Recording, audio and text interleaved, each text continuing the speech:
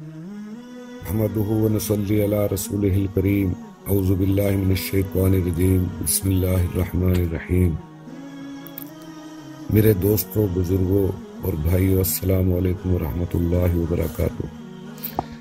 आज जो मैं अमल आपको बताने जा रहा हूँ वो ये है कि अगर किसी का शीरख्वार बच्चा दूध ना पीता हो, रोता हो, जिद करता हो या किसी किस्म के दौरे पड़ते हों तो इस अमल को करें।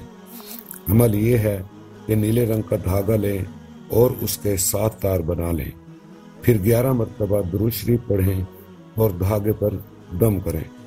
फिर सूरत यासीन शरीफ शुरू करें और हर मुबीन पर एक गिरा लगाएं और दम कर दें।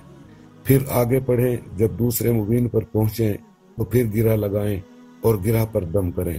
इस तरह 7 मुबीनों पर 7 गिराहें लग जाएंगी।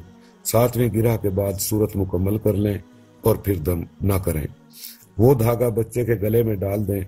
इंशाअल्लाह बच्चा तमाम आफात से महफूज रहेगा, शरारत और जिद ना करेगा, दूध पिएगा और ना ही डरेगा। हाज़रीन कराम को इस अमल की इजाजत दी जाती है। अल्लाह हाफिज।